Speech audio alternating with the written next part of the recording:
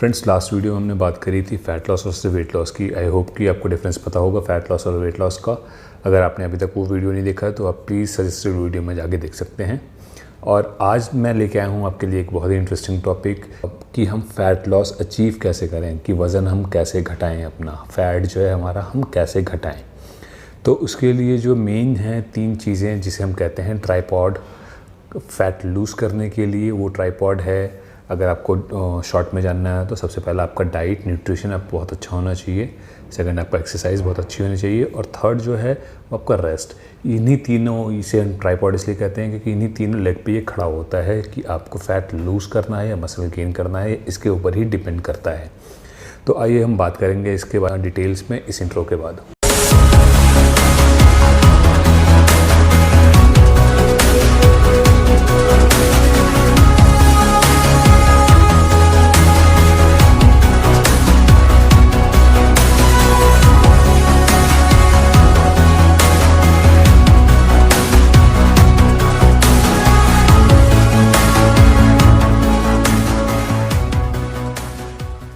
So friends, जैसे कि मैंने कहा कि हम बात करेंगे फ़ैट लॉस के बारे में कि फ़ैट लॉस हम कैसे अचीव कर सकते हैं। मैंने आपको तीनों ट्राइपॉड बता दिए हैं, डाइट या न्यूट्रिशन, एक्सरसाइज और रेस्ट। तो एक एक करके हम बात करते हैं। तो सबसे पहला हमारा जो है डाइट, हम डाइट के बारे में बात करते हैं। जब भी हम डाइट की बात करते हैं गाइस, उससे पहले एक चीज़ हमारा आता है एनर्जी बैलेंस। हमें एनर्जी बैलेंस समझना बहुत ज़रूरी है। एनर्जी बैलेंस अगर मैं आपको सिंपल लैंग्वेज में बताऊँ तो हम जिसकी बात करते हैं energy in versus energy out, या हम कैलोरीज जितनी हम कंज्यूम करते हैं, कैलोरीज हम जो खा रहे हैं और जितनी हम कैलोरीज बर्न कर रहे हैं, इसे हम एनर्जी इन और एनर्जी आउट कहते हैं, या कैलोरीज इन और कैलोरीज आउट कहते हैं।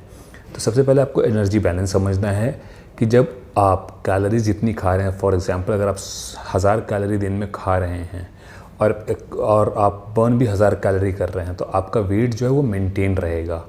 ना आप कुछ लूज़ करेंगे ना आप कुछ गेन करेंगे। लेकिन अगर आप 1000 कैलोरीज खा रहे हैं और 1200 कैलोरीज बर्न कर रहे हैं, मतलब ज़्यादा बर्न कर रहे हैं, इतना खा रहे हैं, तो आपका जो एनर्जी बैलेंस होगा वो नेगेटिव होगा। इसका मतलब कि आप कुछ ना कुछ लूज़ करेंगे। वो डिपेंड करता है कि फ़ैट लूज़ करा आपने कि वेट लूज़ करा आपने। और जो थर्ड होता है गाइस, इसमें वो होता है हमारा पॉजिटिव एनर्जी बैलेंस, जिसमें आप 1000 कैलोरीज दिन का खा रहे हैं बट आपका जो टोटल एनर्जी एक्सपेंडिचर है डेली का वो 800 कैलोरीज़ का है। तो 200 कैलोरीज़ आपकी एक्सेस में है।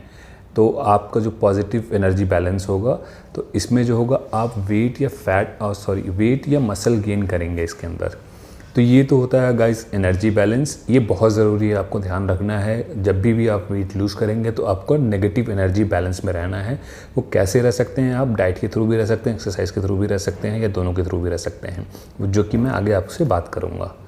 नाउ गाइस, इसमें जो हमारा सेकंड है कि आप एनर्जी बर्न कहाँ पे कर रहे हैं। जैसे मैंने बोला एनर्जी आप एक्सपेंड कर रहे हैं, तो वो कहाँ पे जा रहा है, कैसे कर रहे हैं हम। तो उसके लिए गाइस जो मेन जो हमारे 3 चीज़ें होती हैं जहाँ पे आप एनर्जी बर्न कर रहे होते हैं, वो होता है सबसे पहला आपका BMR, या अगर मैं सिंपल लैंग्वेज में बोलूँ तो RMR, रेस्टिंग मेटाबॉलिक रेट। मतलब जब आप रेस्ट कर रहे हो, आप कोई एक्टिविटी नहीं कर रहे हो, आप लेटे हुए हो, तो भी आप कैलोरीज बर्न कर रहे हो।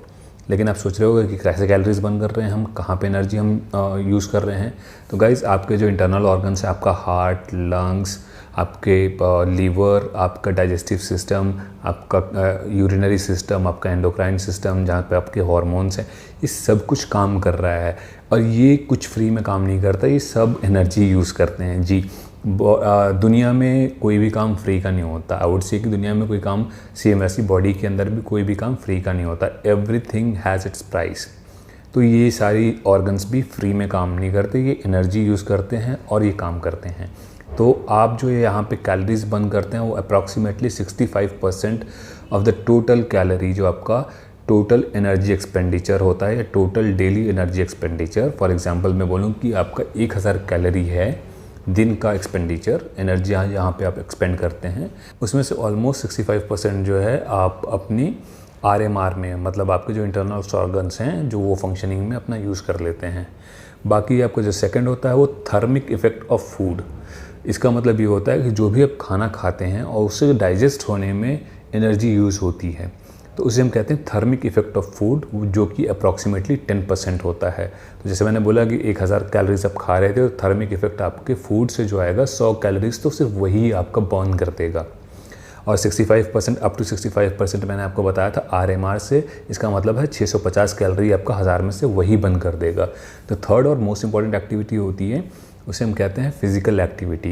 ये दो चीज़ों में डिवाइड होती है, मैं इसको दोनों को मिला के बता रहा हूँ। फिजिकल एक्टिविटी में एक तो आप डेलिबरेटली कर रहे होते हैं, जानबूझ के कुछ कर रहे होते हैं, जैसे एक्सरसाइज है, दौड़ना है, भागना है, एक कोई काम करना है, तो ये आपका जो होता है ये फिजिकल एक्टिविटी में आ गया।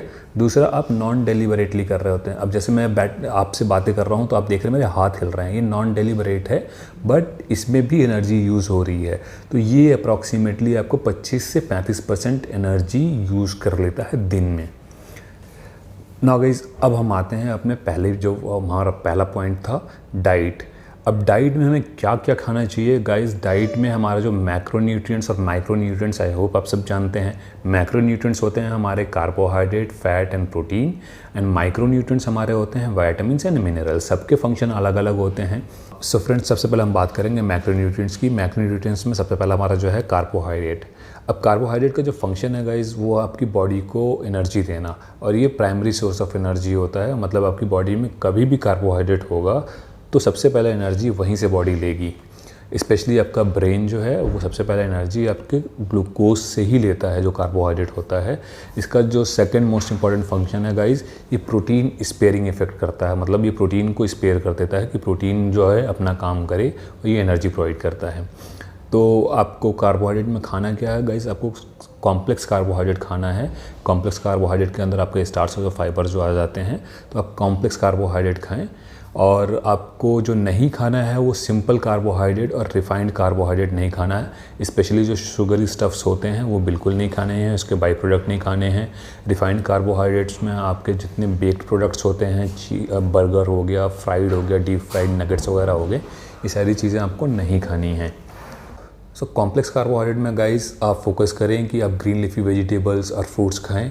और किसी भी मील से पहले, फॉर एग्जांपल आपका लंच या डिनर से पहले, आप कोशिश करें कि आप सैलेड पहले खाएं, उसके बाद में अपनी मेन मील खाएं, या जो भी आपका दाल चावल चिकन रोटी सब्ज़ी जो भी आप खाना चाह रहे हैं वो आप बाद में खाएं। इससे ये होगा कि सैलेड जब आप खाएंगे तो वो न्यूट्रिएंट डेंस होता है, एनर्जी डेंस नहीं होता। साथ में फाइबर जो है आपको एक फुलनेस की फीलिंग देता है कि आपका पेट भरा भरा सा लगेगा। सो इससे क्या होगा कि आपका कैलोरीज जो कंजम्पशन होगा वो लो रहेगा, प्लस आपको हेल्दी न्यूट्रिशन भी आपको मिलता रहेगा। सेकंड गाइस हमारा है प्रोटीन। सो प्रोटीन का जो फंक्शन होता है वो हमारा रिपेयर और बिल्ड में काम करता है। तो जो भी हमारी तोड़ फोड़, हमारे जो सेल डैमेज होते हैं, हमारे एंजाइम्स की प्रोडक्शन के लिए, हमारे हार्मोन्स की प्रोडक्शन के लिए हमारा प्रोटीन फंक्शन करता है। तो आपकी डाइट में जो प्रोटीन होना चाहिए, और वो भी नॉन वेजिटेरियन सोर्स से हो तो ज़्यादा अच्छा है, क्योंकि वो कंप्लीट प्रोटीन होता है, वो फर्स्ट क्लास प्रोटीन होता है। और प्रोटीन का जो जैसे मैंने बताया था आपको, थर्मिक इफेक्ट वो भी ज़्यादा होता है। मीन्स वो ज़्यादा एनर्जी बर्न करता है, प्रोटीन को डाइजेस्ट करने में बॉडी बर्न करती है। और साथ ही साथ जो है प्रोटीन आपको एक फीलिंग ऑफ फुलनेस देता है, वो ज़्यादा टाइम तक पेट में रहता है, तो आपको भूख भी कम लगती है। जो हमारे फ्रेंड्स वेजिटेरियन हैं उनके लिए आप जो बेस्ट है वो आप पनीर खा सकते हैं। अगर आप एग खा सकते हैं तो एग वाइट और फुल एग भी खा सकते हैं, कोई प्रॉब्लम नहीं है उसमें। और मैंने फर्स्ट क्लास प्रोटीन को इसलिए अच्छा बताया था क्योंकि उसके अंदर जो क्वांटिटी होती है प्रोटीन की 100 ग्राम में ऑलमोस्ट 20 से 25 ग्राम होती है, as compare to vegetarian source जो सेकेंडरी या सेकेंड क्लास प्रोटीन होता है। अगर मैं एग्जांपल दूं तो जैसे आप 100 ग्राम चना खाएंगे तो 100 ग्राम चना के अंदर प्रोटीन तो होता है 20 से 25 ग्राम उसके अंदर भी, लेकिन साथ ही साथ उसके अंदर 60 ग्राम के आसपास कार्बोहाइड्रेट होता है, जो कि नॉन वेजिटेरियन सोर्स में नहीं होता है। अगर उसमें 20 से 25 ग्राम नॉन वेजिटेरियन सोर्स में प्रोटीन आ रहा है 100 ग्राम में, तो मुश्किल से 5 से 7 ग्राम फैट होता है।